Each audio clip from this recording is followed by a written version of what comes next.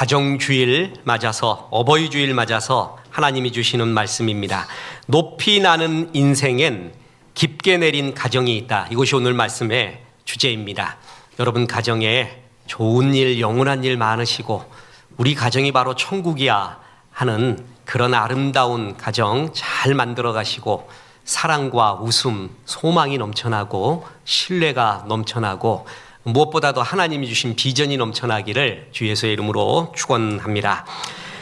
마가렛 대처 여상 옛날에 신화적인 영국의 여자 수상이 있었습니다. 이분의 별명이 철의 여인이었습니다. 얼마나 맷집이 좋고 일관성 있게 일을 잘하는지 반공에 대한 정책, 긴축 재정, 노조의 개혁, 민영화 정책 흔들림 없이 성공하면서 저 사람 정말 철의 여인이다 하는 별명을 얻을 정도의 사람이었습니다. 그런데 자서전에서 이렇게 썼습니다. 나는 남편 데니스 없이는 11년 넘게 총리직을 수행할 수 없었을 것입니다 하면서 남편에 대한 존중과 애정을 표현하고 있습니다. 총리로 재임하던 시절 하루도 빠짐없이 남편 데니스 대처에게 전화를 합니다. 해외 순방 중이든 바쁜 국정 일정이든 말입니다. 한 번은 비공개 일정으로 외국을 방문하고 있었는데 그 지역은 통신 사정이 매우 좋지 않아서 연결이 제대로 되지 않았습니다. 보좌관이 전화를 포기하라고 이야기하자 대처는 이렇게 말했습니다. 내가 나라를 통치하느라 바빠도 내 인생의 중심은 남편입니다. 남자 여러분 아멘 합시다. 그와 하루 이야기를 나누지 않으면 나는 오늘을 완성한 게 아닙니다. 그는 여러 경로로 걸쳐서 어렵게 국제 전화를 했고 남편한테 일상적인 따뜻한 인사 한마디를 했습니다. 이 일화를 보고 있었던 외교관이 회고록에서 이렇게 썼습니다. 그녀는 나라의 리더였지만 가정의 아내로서도 결코 소홀하지 않았다. 철의 여인은 사랑의 여인이기도 했다. 참 멋지죠? 높이 나는 인생에는 깊이 뿌리 내린 가정이 있습니다. 가정이 아름답게 섬기는 사람이 나라를, 회사를, 그리고 사회생활을 하는 힘이 여기서 나오게 되는 것입니다. 이것은 하나님의 약속이자 사회적인 진리이기도 합니다. 우리 가정의 달 맞아서 이 말씀 중심으로 하나님의 교훈을 살펴봅니다. 첫째, 부모를 공경하는 것이 인생의 기초라는 것입니다. 높은 빌딩일수록 기초공사가 든든합니다. 높이 나는 인생엔 깊게 뿌리 내린 가정이 있습니다. 가정은 인생의 기초공사와도 같습니다. 하나님은 10계명에서 1에서부터 4계명까지를 대신관계, 하나님과의 관계, 하나님을 공경하는 이야기를 1에서 4계명을 씁니다. 그리고 5에서부터 10계명이 인간관계, 인간관계가 어떻게 아름다운가에 대한 계명을 쓰는데요. 그 인간의 이야기, 인간관계의 첫 계명이 내 부모를 공경하라라는 것입니다. 그게 오늘 본문입니다. 어떤 목사님은 오늘 우리가 읽었던 에베소서 6장 1에서부터 4절까지는 평생토록 100번 들어야 되는 설교다 이렇게 표현합니다. 저도 굉장히 공감합니다. 2절부터 보겠습니다. 내 아버지와 어머니를 공경하라. 이것은 약속이 있는 첫 계명. 자, 네 여호와를 경외하고 다른 우상 숭배하지 말고 하는 이런 것들이 첫 계명인데 왜 이것을 첫 계명이라고 했냐 하면은 아까 말했듯이 5계명부터 10계명까지가 인간관계의 계명이에요. 그 인간관계의 계명의 첫 번째가 뭐라고요? 네 부모를 공경하라. 이로써 네가 잘되고 땅에서 장수하리라 라고 말합니다. 인간관계의 첫 단추, 여기서부터 인간관계를 배우기 시작한다. 그게 부모를 공경하는 것부터 시작한다라는 것입니다. 그리고 참 아름다운 것은 인간관계를 다루는 이 5계명만이 약속의 복음이 포함되어 있습니다. 다시 보세요. 이것은 내 아버지와 어머니를 공경하라. 이것은 약속이 있는 첫 계명이니 하나님이 축복의 약속을 줬는데 그게 뭐냐 하면 이로써 내가 잘되고 땅에서 장수하리라. 축복이 굉장히 구체적입니다. 잘되고 장수한다. 여러 계명이 있는데 이 계명은 말이야 내 약속이 포함되어 있는 계명이야. 이게 참 아름다운 구절이에요. 그냥 네 부모를 당연히 공경하라가 아니라 뭐라 그랬냐면 이것은 약속이 있는 개념이다. 네가 이 계명 지키면 진짜 이렇게 잘 되게 해주겠다라고 약속을 주신 게 네가 땅에서 잘 되고 장수하리라. 이것은 하나님의 약속입니다. 그리고 사회적으로 검증된 진리이기도 합니다. 사회에서 성공하려면 크게 두 가지입니다. 하나는 사랑받아야 돼요. 그리고 사랑해야 돼요. 권위에 순종할 줄 알아야 돼요. 그래야 성공하거든요. 근데 이 두 가지를 처음 배우는 것이 가정, 부모에게서 배운다라는 것입니다. 우리는 부모님에게 하나님의 사랑과 가장 가까운 사랑을 받게 됩니다.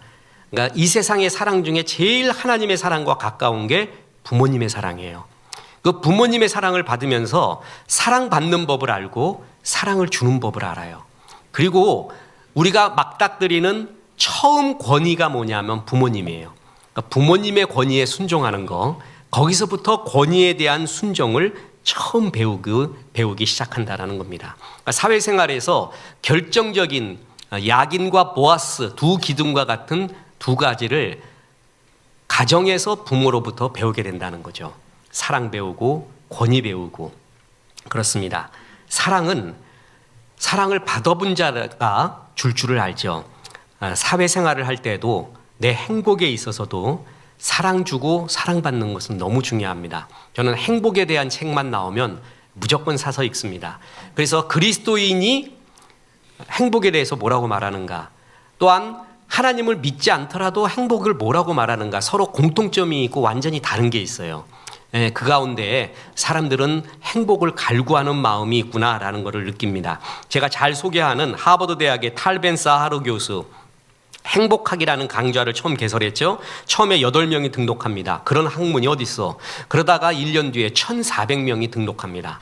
그러면서 이 행복학이 유행을 타서 전 미국의 아주 유명한 대학에 전부 행복학을 개설할 정도입니다. 이 탈벤 사하르가 행복학 강의를 하면서 모아놓은 책, 그 엑기스의 책이 해피어, 그래서 우리나라 말로도 번역이 되어 있습니다.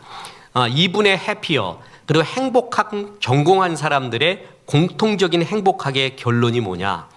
결국 제일 행복한 사람은 사랑을 받고 사랑을 주는 사람이라는 거예요. 다 띄어내고 결국 그게 남더라는 거예요. 너무 쉬운 아스피린 같은 진리죠. 결국 사랑이 우리를 행복하게 만든다. 그러면서 이런 말을 합니다. 사랑을 받으면 자존감이 높아진다는 것입니다. 사랑의 특징이 사랑받는 대상을 존귀하게 만드는 특징, 아름다움이 있습니다.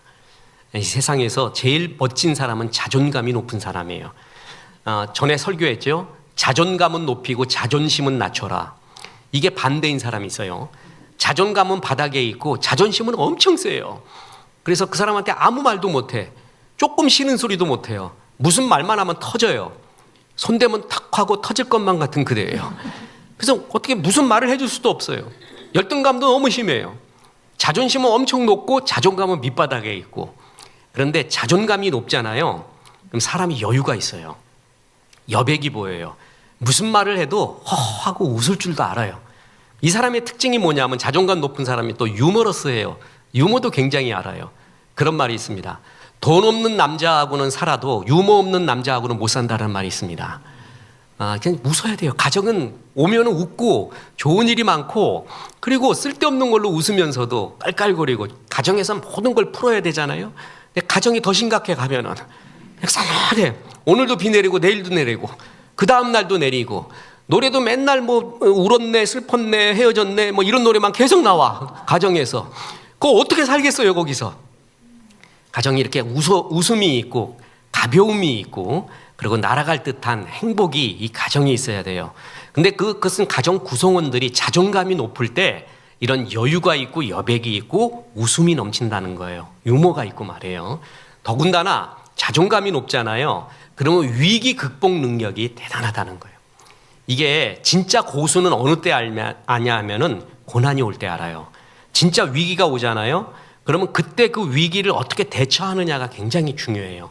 평상시에 잘해요. 좋은 일 있을 때 잘해요. 근데 위기만 오면 싹 변해버려요. 180도 변해버려요. 무서워 죽겠어요. 뭐가 폭발될지는 모르겠어요. 이런 사람이 있어요. 그게 뭐냐면 자존감이 낮은 사람들의 특징이라는 것입니다. 자존감이 높으면 위기 대처 능력이 굉장히 좋아집니다. 여러분 보세요. 부부싸움을 크고 작건 간에 부부싸움을 안 하는 법이 있습니다. 여러분 대단한 진리죠? 결혼을 안 하면 됩니다. 그리고 고난을 안 겪을 수가 있습니다. 안 살면 돼, 안 살. 빨리 죽어버리면 돼요. 그 얘기는 뭐냐 하면은 고난은 죽을 때까지 있다는 얘기입니다. 벗어날 수 없습니다. 그래서 반드시 이 고난에 대처하는 능력이 있어야 돼요. 위기 관리 능력이라고 해요. 이것은 자존감이 높은 사람이 위기 관리 능력이 많다라는 거예요. 그것도 가볍게 지나가고 웃으며 지나가고 그러면서 잘 해결되고요. 자존감 높은 사람이 또한 대인관계가 참 좁습니다. 둥글둥글해요. 사람이 늘 웃으면서 말해요. 기뻐해요. 이런 사람이 결국은 성공한다라는 것입니다.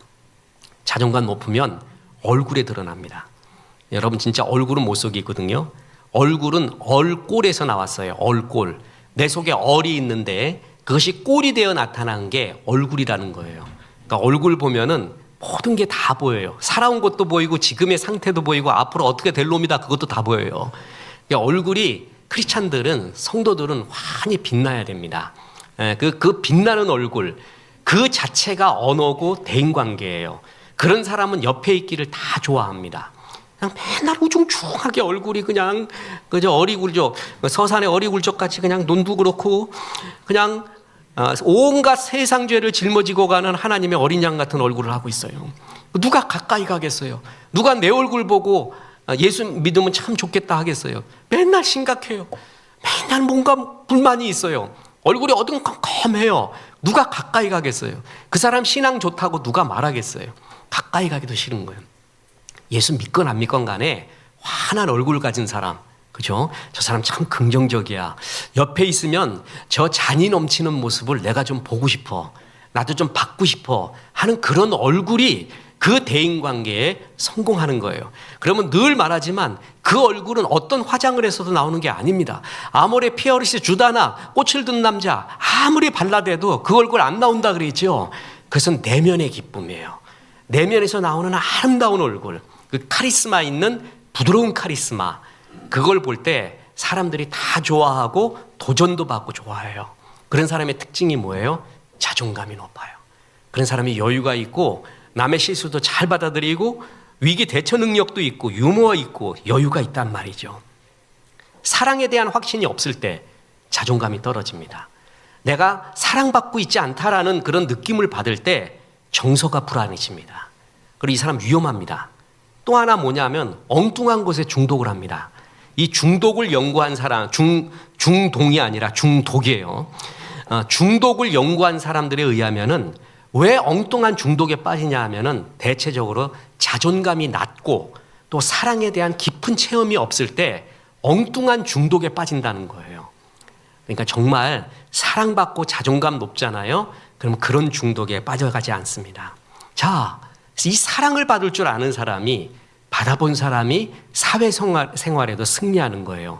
그 사랑의 시작이 어디라고요? 가정, 부모의 사랑이에요. 부모의 사랑을 깊이 받아본 그 속에서 사회에서 이길 수 있는 힘이 길러집니다. 우리가 또 부모에게 배우는 게 권위에 대한 순종이라 그랬죠? 신명기 5장 16절 보세요. 너는 네 하나님 여호와께서 명령하신 대로 네 부모를 공경하라. 그리하면 네 하나님 여호와가 네게 준 땅에서 네 생명이 길고 복을 누리리라. 지금 에베소서 말씀 그대로예요. 자, 잘 보세요. 복을 받는 길이 있잖아요. 잘 되는 길이 우리가 기도하고 헌신해서도 잘 돼요. 그런데 이 성경 구절에 의하면은 어떻게 하면 잘 되는 거죠? 네 부모를 공경하면 잘 됩니다. 그러니까 하나님이 축복을 주시는 길이 뭐냐 하면은 헌신 잘하고 섬기기 잘해서 축복을 받을 수도 있고요. 부모를 잘 공경할 때 하나님이 잘 되게 하는 축복을 주신다라는 거예요. 성경적입니다. 그래서 부모를 잘 되게 하고 부모를 공경하고 이럴 때 하나님이 약속 하나를 주겠는데 네가 땅에서 잘 될 것이다. 그리고 장수하리라 하는 약속 있는 계명을 주셨다는 거예요. 공경한다라는 것은 여러 가지가 있지만 그 중에 하나가 부모를 존중하는 것도 있고 사랑하는 것도 있지만 부모의 권위에 순종하는 것입니다. 권위주의는 나쁜 겁니다. 그런데 권위는 우리를 지킵니다. 이 권위에 대한 순종을 모르잖아요. 사회생활 못합니다. 직장생활에서 늘 잘립니다. 사랑받지 못합니다. 그림을 한번 보시기 바랍니다. 일주일 내내 연구했는데 제 수준이 저 정도입니다. 더 이상 멋지게 못 그리겠어요. 지금 빗방울에 글자를 아무리 집어넣으려고 해도 못 집어넣어서 포기했는데 저 빗방울이 사탄의 공격이에요. 사탄의 공격은 항상 우리에게 내려오고 있어요. 우는 사자와 같이 삼키려고 공격하고 있어요. 그걸 막고 있는 게 뭐예요? 우산이에요. 우산이 뭐예요? 권위라는 거예요. 부모의 권위가 우산이에요. 그 부모의 권위 때문에 막고 있는 거예요. 지킬 건 지키자. 바카스 선전처럼 10시까지 와 그랬어요. 집에 너는 오는 것은. 그래서 어떤 일이 있어도 10시까지 가려고 해요. 굉장히 불편해요. 그게 부모의 권위거든요. 근데 그거에 순종하려고 하는 마음이 사실은 나를 지키고 있다는 거예요. 수많은 사탄의 공격으로부터 권위가 지키고 있는 거고 그 권위의 우산을 접을 때 그림 계속 또 보여주시기 바랍니다. 옆에 있는 사람이 어떻게 됐어요? 울고 있어. 비 계속 맞아요. 사탄의 공격에 계속 노출이 돼 있는 거예요. 권위가 이렇게 아름답게 우리를 지켜주고 있다는 것입니다. 자, 보세요. 요셉, 에스라, 느헤미야, 에스더, 다니엘 이 사람들은 다 승리한 사람이에요. 그리고 정말 이 사람들의 승리 공식을 그 원리를 우리가 배워야 될 사람이거든요. 이들의 특징이 뭐냐면 전부 포로기 생활에서 승리했다라는 거예요. 포로기가 뭐예요? 치열한 현실이죠. 평온한 때가 아니라 위기의 때, 치열한 현실의 때, 그때 승리한 사람들이 요셉, 에스라, 느헤미야, 에스더, 다니엘이에요. 그런데 이들이 그 포로기 때에도 치열한 현실 속에서 어떻게 성공했는지 아십니까? 그것은 그 권위자들에게 인정을 받습니다. 사랑을 받습니다. 그래서 승리를 한 거예요. 어떻게 사랑을 받았을까요? 그 권위를 존중해 줄 때, 그리고 사랑하고 그 권위에 순종할 때 그 권위자로부터 사랑을 받게 되는 겁니다. 요셉은 보디발의 권위에 순종합니다. 그죠? 그래서 모든 걸 얻습니다. 다니엘, 에스라, 느헤미야, 에스더도 그 권위에 순종하면서 존중하면서 복을 얻어갑니다. 특히 다니엘 보세요. 그는 정말 대인관계가 좋았습니다. 환관장, 자기 잡으러 왔던 근위대장 아리옥, 심지어는 다리오 왕까지 다니엘을 다 좋아합니다. 존중하고 존경합니다. 이 존중과 존경이 그냥 생긴 게 아니에요. 다니엘은 환관장도 근위대장 아리옥도 다리오 왕도 굉장히 먼저 존중해 줬습니다. 그의 권위를 인정해 줬습니다. 충성스러웠습니다. 그랬을 때 사랑을 받는 거예요. 지도자가 되잖아요. 그럼 다 압니다. 어떤 사람이 사랑스러운가? 우리 사회생활 초년병으로 하는 우리의 많은 자녀들이 있고 결국 우리가 나중엔 리더의 자리에 올라가지만 끝없이 리더 밑에 항상 있어요. 우리는 그러다가 겨우 리더 됐구나 하면 이제 하나님께 갈 때가 되는 거예요. 그래서 되게 이게 리더 밑에 있는 경우가 많은데 그 리더의 사랑을 받는 법, 그것은 진실이에요. 진실로 그를 존중해주고 권위를 인정해줄 때 그렇게 돼요. 사탕발림으로 그러고 뒤에서는 내 욕하고 앉았어요. 그래서 막 욕하면서 하는 말이 입이 왜 있는 줄 알아? 욕하라고 있는 거지. 이런 소리나 해요. 그 절대로 그 사람은 존중받지 못합니다. 사랑받지 못합니다. 어떤 사람 어디를 가서도 리더답지도 않은데도 그 사람을 존중해주고 사랑해줘요. 그럴 때 그 리더답지 않은 사람도 그 사람을 되게 사랑하는 거를 이렇게 많이 봅니다. 제가 지난번에도 이렇게 말씀드렸지만 저 장인어른이 사업을 할 때 제가 잠깐 도와준 적이 있었습니다. 근데 그 사원들이 있었는데 월급 받을 때 장인어른이 그렇게 힘들어해요. 월급 줄 때. 그래서 저보고 자네 그 신문에 보면은 빌딩 꼭대기 올라가서 신발 벗고 뛰어내린 CEO들 아니에요. 그래서 내가 많이 봤습니다. 그러니까 자긴 그 심정을 이해한대. 한 달이 왜 이렇게 빨리 오냐. 매출은 없는데 경상비는 너무나 나가고 사원들 인건비 다 나가고 정말 죽을 지경이라는 거예요. 그래서 돈을 받잖아요. 그럼 그 사원들 중에서요 꼭 감사하다고 말하는 애가 하나 있었어요. 그냥 꼭 와가지고 감사합니다. 어려우실 텐데 이렇게 월급 주셔서 감사합니다. 당연히 내 노동의 대가잖아요. 당연하다고 여기잖아요. 걔는 감사하다고 해요. 그러면 아버님이 이 주님이 아니라 이제 딴 주님을 좀 영접하고 나한테 하는 말은 걔는 참 좋대. 걔가 그렇게 사랑스럽대. 그게 뭐냐면 아무것도 아닌 것 같은데 그 리더에 대한 존경의 마음, 그 권위에 대한 순종의 마음, 그게 있는 거예요. 내가 봐도 그 사람이 사랑스러워요. 뭘 가지고 있으면 많이 주고 싶어요. 어떤 놈은 맨날 불평하는 놈이 있어요. 맨날 불평. 그 불평이 일이야. 그래서 김불평, 응? 최불만. 그 자체예요, 불명. 그러면 아무리 이쁜 일을 해도 뭔가 주고 싶지가 않아요. 그건 사람의 마음이거든요. 그래서 사회생활에서 이기려면은 이 권위에 대한 순종과 존중이 있어야 돼요. 그렇지 않으면 결코 올라갈 수가 없습니다. 근데 이 권위에 대한 순종과 존중을 배우는 데가 어디라고요? 그게 가정, 부모에게서 처음 배우는 거예요. 그러니까 부모에게서 사회생활의 가장 기초가 되는 사랑과 권위를 전부 여기서 배워가게 되는 겁니다. 그래서 부모를 잘 공경해라. 그렇게 되면 말이야, 네가 잘 될 것이다. 땅에서 잘 되고 장수하리라 하는 것은 하나님의 약속의 말씀이자 사회적으로도 검증된 진리라는 것이죠. 그래서 가정에서 이 사랑과 권위를 잘 배우시기를 주 예수의 이름으로 축원합니다. 그리고 두 번째 이제 또 중요한 결론이 있습니다. 그럼 부모는 어떻게 할 것인가? 부모는 하나님의 가치관으로 양육하라라는 것입니다. 자, 오늘 에베소서 6장 4절 보겠습니다. 또 아비들아 너희 자녀를 노엽게 하지 말고 오직 주의 교훈과 훈계로 양육하라. 자, 주님의 가치관으로 양육하라라는 얘기입니다. 부모의 가치관이 자녀에게 그대로 전이되는 것을 정말 많이 봅니다.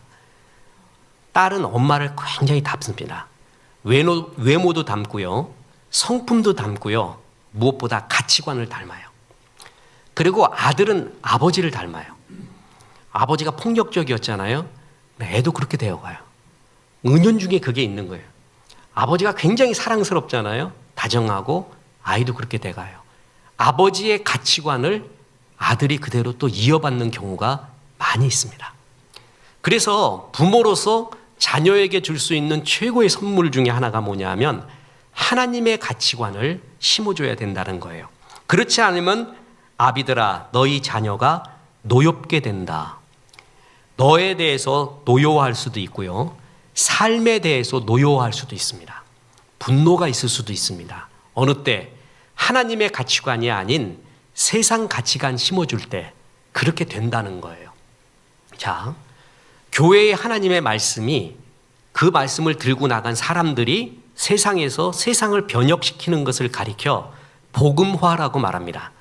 반대로 세상의 가치관이 교회에 들어와서 이 교회를 오염시키는 것, 하나님이 아닌 물질 중심, 번영 신학, 이런 돈 가치관으로서 변해가는 것을 가리켜 세속화라고 말합니다. 오늘날 교회가 힘이 없는 것은 복음화의 능력이 떨어지고 세속화됐기 때문에 그렇습니다. 세속화가 뭐예요? 하나님의 가치관이 아닌 세상 가치관이 더 많아질 때 그거를 세속화라고 말합니다. 주님의 교훈과 훈계, 이것은 뭐냐 하면 하나님의 가치관을 잘 심어주라는 얘기입니다. 예배 잘 드려라, 하나님 사랑해라, 이웃에게 전도 선교 구제해라, 사랑받는 존재 되고 네가 복의 통로 되라. 이런 하나님의 가치관이 아닌 은연중에 세상에서 돈 많이 벌어야 성공하다, 돈이 어른이다, 사람은 변해도 돈은 안 변다, 안 변한다, 돈은 끝까지 갖고 있어야 된다, 돈이 있어야 대접받는다, 계속 이런 소리만 딸한테 아들한테 계속 했어요. 그게 내면화가 돼요. 그러면 이해를 살리는 게 아니라 결국 세상에 대해, 자신에 대해, 심지어는 부모에 대해 노여워하기 시작한다라는 것입니다. 피터 드러커가 그 유명한 뿌리의 법칙을 말했습니다. 뿌리의 법칙은 두 가지의 교훈입니다. 하나는 뿌리가 깊은 사람이 이긴다는 거예요. 그러니까 3시간 설교 준비한 거하고 30시간 준비한 사람은 뿌리가 다르죠. 벌써 그래서 뿌리가 깊은 사람이 이긴다. 두 번째는 뭐냐면 뿌리는 결국 드러난다예요. 그러니까 뿌리를 숨기려고 해도 숨길 수가 없다는 거예요. 결국은 보인대요. 그 사람의 뿌리가. 부모가 자녀에게 양육을 하고 이야기를 하는데 겉으로는 신앙 얘기하고 교회 사랑하라 그러고 하나님 사랑하라고 얘기하지만 진짜는 그게 아니라 진짜 뿌리는 세상 가치관을 심어주고 있었다고 쳐보세요. 그 뿌리가 결국은 드러난다는 거예요. 부모가 자녀가 배우는 것은 뿌리를 배우는 거지 겉말을 배우는 게 아니에요. 아, 우리 엄마는 아빠는 진짜 하나님을 사랑하구나. 이것을 정말 심어주고 싶어 하는구나 라는 거를 애들이 IQ 50 이상이면 압니다. 우리 엄마 아빠는 하나님 사랑하라고 말하지만 실은 세상에서 성공하라고 더 말하고 있구나. 그거 금방 알아차립니다. 그래서 자녀를 주의 교훈과 훈계로 양육하는 것. 여러분, 이것이 우리의 가장 귀한 사명입니다. 그 가르친 그대로 나에게 돌아옵니다. 만약에 돈만 사랑하는 법을 가르치잖아요. 그러면 결국은 부모도 거역하는 거 아십니까? 나에게 그대로 돌아옵니다.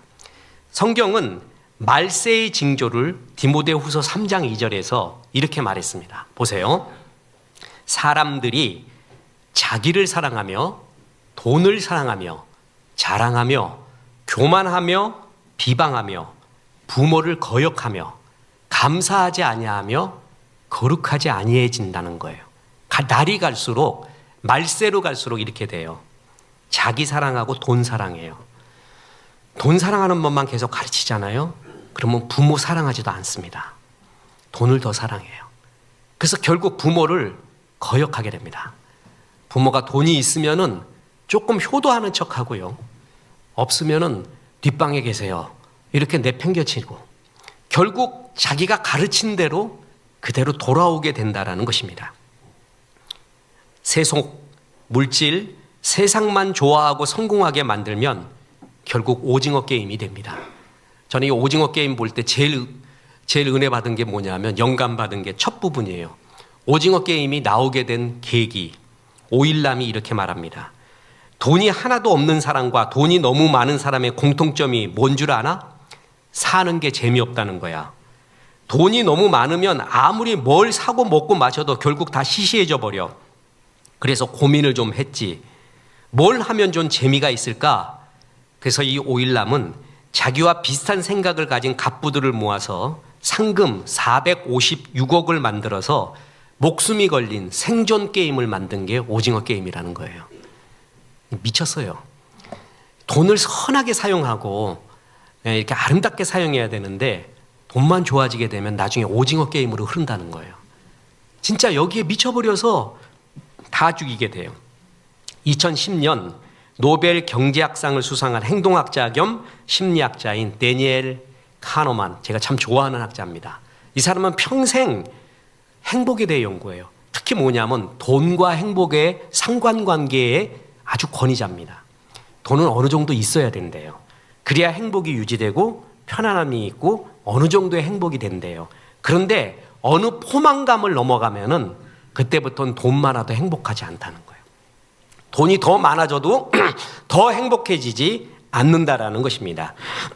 이 포만감을 연구하던 학자들은 164개국 170만 명을 대상으로 진짜 그런 게 있는 거를 연구해 봤어요.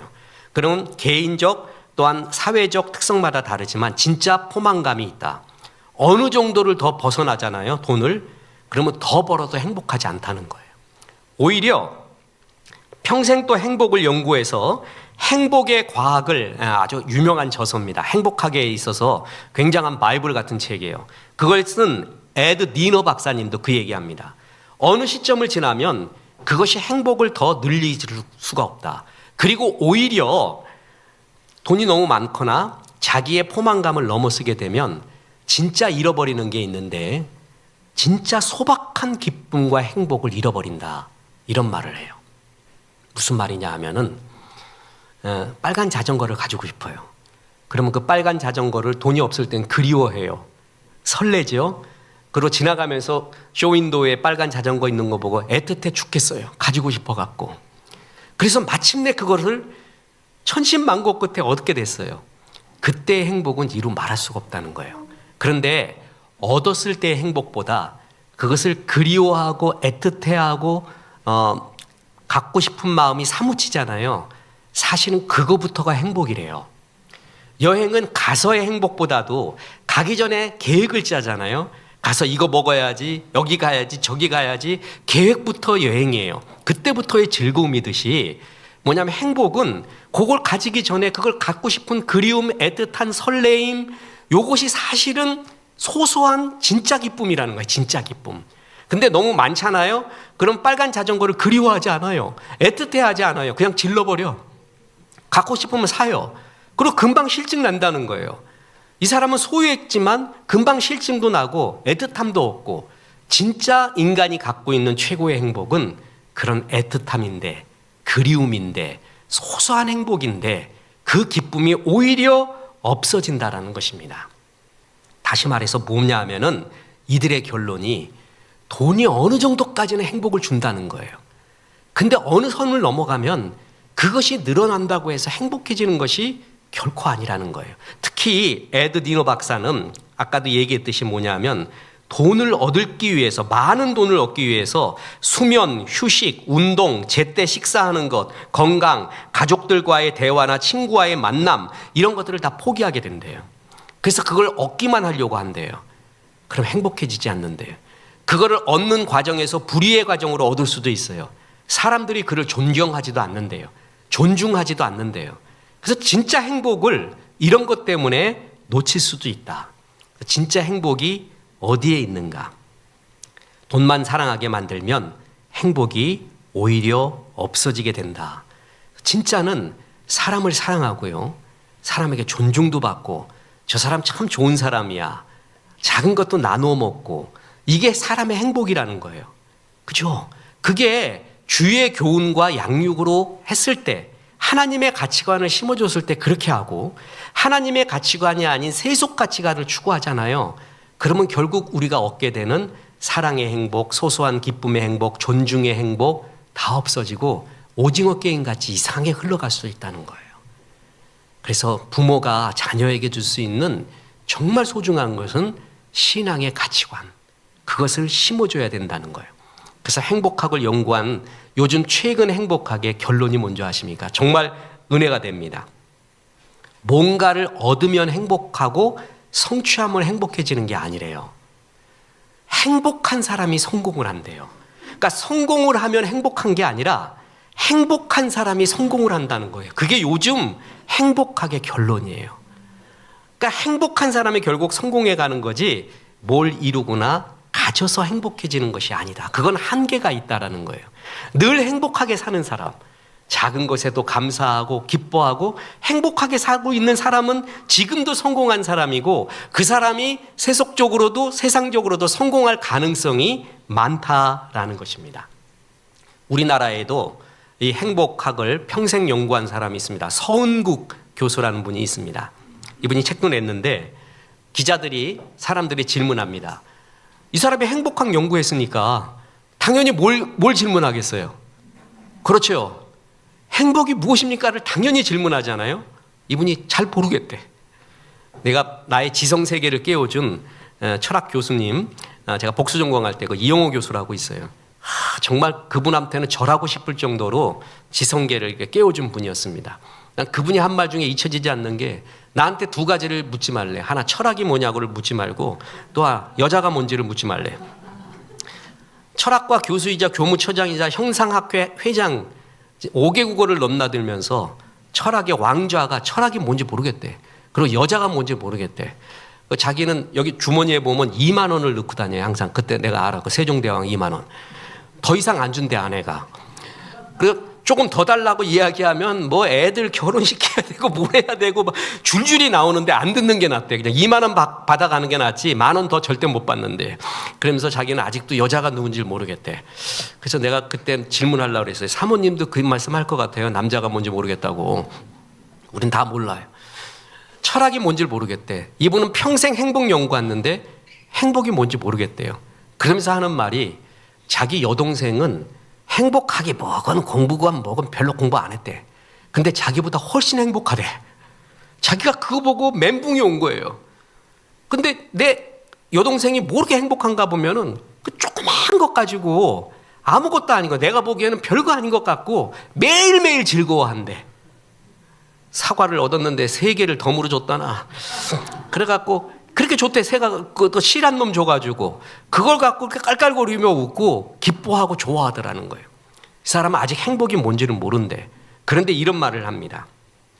한국 사람들이 행복이라고 하는 것을 마치 인생에서 피땀 흘리고 노력하고 참아서 인생의 말미에 그 노력에 대한 대가로 얻는 무슨 쿠폰이나 보상이라고 생각하는데 잘못된 생각이라는 거예요. 지금 참고 견디면서 나중에 좋은 집 얻고 좋은 거 먹고 뭐 하자. 그래서 그 좋은 집에서 좋은 거 먹는 게 행복이다. 우리는 그래서 지금은 참고 견뎌야 된다. 그게 아니라는 거예요. 뭐냐면은 지금 행복하라는 거예요. 지금. 그 행복이 큰 게 아니라 현재의 소소한 즐거움, 소소한 것을 기뻐할 줄 알 때 그게 쌓여질 때 행복이지 나중에 가서 뭘 얻는 게 행복이 아니라는 거예요. 자기는 그거 하나는 얘기하겠대요. 행복학 교수의 결론. 다 성경적이죠? 성경적입니다. 성경은 오늘 감사하라고 합니다. 오늘 기뻐하라고 하죠? 그 감사와 기쁨이 가정에서부터 시작이 되는 거예요. 이 가정을 주셔서 감사하고 아이들 보는 게 기뻐하고 이놈 자식들 카네이션도 안 달아주지만 교회에서도 달아주니까 얼마나 기뻐하고 그러면서 하루하루를 기뻐하라는 거예요. 그러면서 하나님의 가치관을 자녀에게 심어주고 이게 소중하다는 것을 얘기해 주는 거, 그게 부모의 역할이라는 겁니다. 우리 교회 신세경 청년이 지금 또 영화를 찍고 있습니다. 북한에 관련된 거라서 굉장히 기대 걸고 있습니다. 그 연예 담당 PD를 만나서 우리 신세경 청년에 대해서 물어보면은 어떤 연기든 다 잘한대. 현대극, 고전극, 새침한 거, 그리고 막 괴팍스러운 거, 월가닥 같은 거, 다소곳한 거 다 할 줄 안대. 그래서 그것만 보셨습니까? 그랬어요. 저는 다른 거를 보고 있는데 우리 세경자매는 참 효녀입니다. 이렇게 말했어요. 어머니 아버지한테 그렇게 잘할 수가 없습니다. 제가 옆에서 보았습니다. 그렇게 참 지극정성으로 엄마 아빠를 존중하고 사랑하고 있습니다. 그랬더니 그 PD가 그럽니다. 그런 게 연기인들한테 얼마나 중요한지 모른다. 그게 불현듯 보인대요. 불현듯 저 사람이 어떤 가정 배경이 있고 어떻게 살아왔는가가 연기하거나 일상생활하는데도 보인대. 벌써 그 연예인 기자, 이런 예술 기자, PD를 오래 한 사람은 벌써 대가가 됐잖아요. 그게 다 보인대요. 결국 가정에서 사랑하고 존중받고 그 부모를 사랑했던 사람이 연기도 정말 잘하고 인기도 얻고 사람들이 그를 존중도 하고 그게 눈에 보이더라는 거예요. 그렇습니다. 높이 날기 위해서는 뿌리가 깊어야 되는데 그것은 뭐냐 하면은 가정의 뿌리가 깊어야 된다는 겁니다. 아까 마가렛 대처 수상을 얘기했습니다. 이 사람이 아들과 딸 쌍둥이가 있었습니다. 저는 쌍둥이는 동성인 줄 알았습니다. 근데 쌍둥이가 이성이 되는 경우가 있다며요. 아들 나오고 딸 나오고 저는 그저께 알았습니다. 그저께 이걸 일생 동안 그저께 알았어요. 그걸 갖다 밥 먹으면서 동생이 있는데 쌍둥이래. 그래서 둘 다 딸이야 그랬더니 하나가 딸이고 하나가 아들이래. 그래서 내가 잘못 들었나 했더니 그런 게 있더구만요. 내가 이제 구글도 찾아보고 그랬더니 마가렛 대처가 쌍둥이 아들 딸이 있었습니다. 아들의 이름이 마크 대처, 딸이 캐롤 대처였어요. 근데 딸이 방 2칸짜리 집으로 이사하게 되었습니다. 그때 대처 여사는 수상의 자리에 있었습니다. 그 바쁜 수상의 시간 속에서도 자기가 휴일을 얻잖아요. 딸의 집을 찾아갔습니다. 의자를 놓고 손수 올라가서 도배를 해주고 페인트 칠을 해줬습니다. 그리고 이런 말을 했습니다. 도배질이 정치보다 훨씬 더 어려웠다. 하지만 도배를 해서 얻은 손가락 끝의 행복은 정치로는 결코 얻어질 수 없는 행복이었다. 자기 앞만 바빠도 딸 집 이사 갔을 때 페인트 칠해줬을 때 그때의 행복, 돈만 보낸 게 아니라 엄마 바빠, 야 돈 갚으니까 도배 하나 사, 그래갖고 빨리 해가 아니라 내가 그것은 직접 해주는 그 기쁨, 그 행복은 정치에서의 행복과 비교할 수 없었다. 아마 그 끝나고 나서는 안성탕면 끓여 먹었을 거예요. 한국 제품 사서. 그때 그 행복, 자기는 이 행복으로 정치를 하고 나라를 섬길 수가 있다. 그 힘이라는 것입니다. 그것은 굉장히 성경적입니다.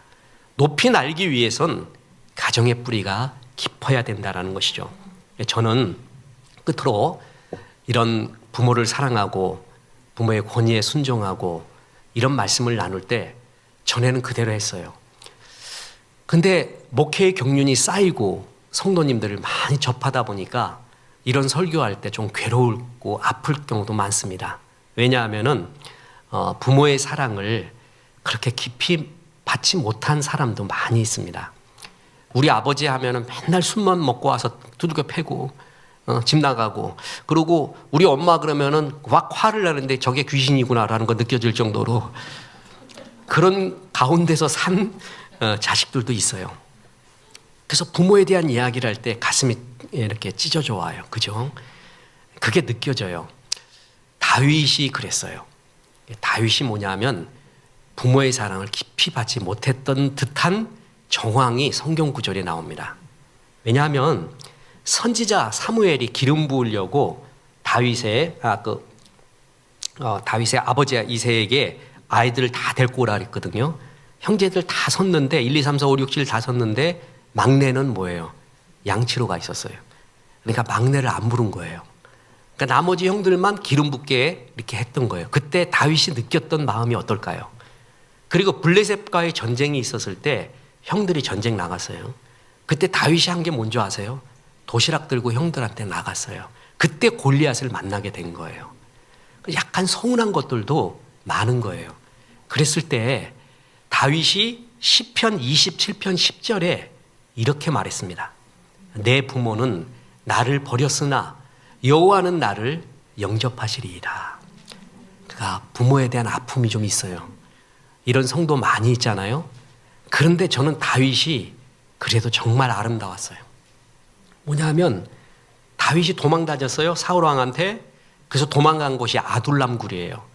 그때 세상에 원망하고 도망치고 낙고 헐한 모든 사람들이 그냥 온갖 거지들이 다 모였어요. 그 아둘람 굴에서부터 다윗의 왕국이 시작이 된 거거든요. 그런데 다윗이 도망을 갈 때 그 아둘람 굴로 부모님을 데리고 갑니다. 부모님을 내버려 두지 않고 꼭 글로 데리고 갔어요. 그리고 나서 나중에 아둘람 굴에서도 나와야 됐거든요. 이제 내가 도망자의 입장으로서 부모님을 모실 수가 없었어요. 그래서 어떻게 했는지 아십니까? 모압 왕한테 갑니다. 이스라엘 사람이 이방인한테 무릎 꿇는 건 있을 수가 없습니다. 그냥 칼 물고 죽어버리지 무릎은 절대 안 꿇어요, 이방인한테. 그런데 다윗은 모압 왕한테 가서 우리 부모님 부탁한다고 무릎 꿇고 부탁을 드립니다. 자, 보세요. 사무엘상 22장 3절. 다윗이 거기서 모압 미스베로 가서 모압 왕에게 이르되 하나님이 나를 위하여 어떻게 하실지를 내가 알기까지 나의 부모가 나와서 당신들과 함께 있게 하기를 청하나이다 하고 부모를 인도하여 모압 왕 앞에 나아갔더니 그들은 다윗이 요새에 있을 동안에 모압 왕과 함께 있었더라. 모압 왕한테 부탁해요. 이방인한테. 자존심도 다 필요 없어요. 우리 어머니 아버지 편안하게 지금 안전하게 계신 게 더 중요해요. 다시 말하지만 다윗은 부모가 날 버렸다 할 정도로 서운한 게 있었던 사람이에요. 그죠? 우리 가운데도 부모도 죄인이에요. 죄성이 많고 부모 라이센스를 얻어서 부모 된 사람 아무도 없어요. 살다 보면 처음엔 실수하는 거예요. 잘못도 해요. 여기서 예외는 없습니다. 그래서 부모한테 상처받을 수 있는 거예요. 그리고 그냥 또 그러면서 그 부모한테 계속 욕을 해요. 그래서 난 부모한테 상처받았다고. 어느 책 제목 보니까 딸은 엄마의 감정의 쓰레기통이 아니야. 그 제목이에요, 제목. 엄마가 감정을 모든 것을 딸한테 다 부어갖고 내가 엄마 감정의 쓰레기통이야? 그런 마음도 이해합니다. 아들도 느끼고 딸도 느끼는 거예요. 그죠? 다윗도 느꼈던 거예요. 서운했던 거예요. 그래도 다윗이 어떻게 했습니까? 아둘람 굴까지 데리고 갑니다. 그리고 거기서도 이제 있을 수 없으니까 도망자의 입장으로 모압 왕한테 부탁합니다. 하나님이 왜 그렇게 다윗을 사랑했는가? 내 마음에 합한 사람이라고 말했는가? 저는 이 장면을 보고 정말 감동을 받습니다. 아, 그랬구나. 진짜 내 마음에 합한 사람이라고 그 칭함을 받을 만하구나. 우리가 부모한테 서운한 것들도 많이 있습니다. 자식된 입장으로 눈물 나는 것도 많이 있죠. 그래도 하나님 공경하듯이 공경하고 사랑하고 존중해주고 부모님 멀리 이제 얼마 남지 않았습니다. 이제는 그런 효도를 하고 싶어도 못할 시간이 금방 오게 됩니다. 후회하지 말고 지금 나같이 똑같은 죄성 갖고 있는 우리 부모님 다윗처럼 사랑해야 됩니다. 공경해야 됩니다. 그것이 네가 땅에서 잘 될 일이다 까지 약속을 주시고 있습니다. 이런 가정, 하나님의 사랑과 권위가 있는 가정, 자녀를 하나님의 가치관으로 양육하는 가정, 그래서 행복과 거룩이 넘치는 가정 되시기를 주 예수의 이름으로 축원합니다. 우리 하나님 말씀 생각하며 찬송합니다. 570장입니다.